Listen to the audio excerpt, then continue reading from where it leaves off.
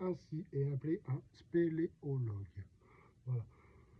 Un peu de ce qu'on avait fait à la grotte du chaos, vous vous souvenez, on avait découvert son entrée, puis ensuite j'avais sorti les cartes et tout, et on essayait de se repérer et de la retracer, car forcément, pendant des années, elle n'avait pas été visitée ni remise à jour, donc on avait commencé à la faire. Bon, on était bloqué au pic de 5 mètres, qui, je pense, prochainement, sera un autre défi pour moi, car oui, c'est vrai que j'avais abandonné, le petit point d'indice ici, je comptais pas en rester là. Enfin, la spéléologie est donc une activité à multiples facettes, scientifique, sportive, technique, contemplative. Elle se pratique principalement dans les régions karstiques. Cependant, les spéléologues s'intéressent aussi aux cavités tectoniques volcaniques, tunnels de lave, glaciaires et anthropiques, carrières souterraines, habitats troglodytes souterrains, qui sont qualifiés de pseudo-karistiques. La spéléologie se pratique également en milieu aquatique lorsqu'il est totalement immergé.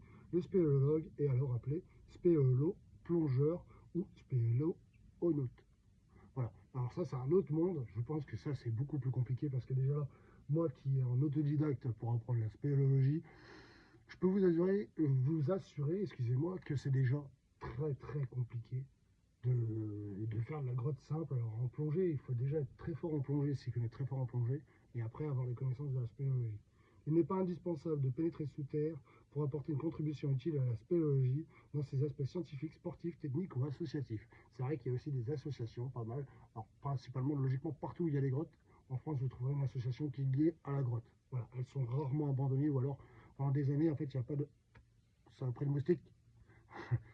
Il n'y a pas de... En fait, elles sont des fois abandonnées, vous avez l'impression qu'elles sont abandonnées. Elles restent encore visitées par certaines personnes comme moi qui, voilà, pour la passion, pour découvrir et tout, viennent les visiter. Mais voilà, tout simplement. Euh, il ne faut pas oublier que du coup, il faut avoir des bases dans l'escalade, des bases sur les plans des cavités, les retrouver, arriver à tout assembler, tout ce que vous pouvez. Trouver les entrées, excusez-moi, trouver donc les entrées, comprendre comment fonctionne le plan de la cavité, par où aller, savoir se repérer, utiliser les boussoles, savoir avancer tout en sécurité, se dire j'en suis ici, etc. Savoir calculer tout ça.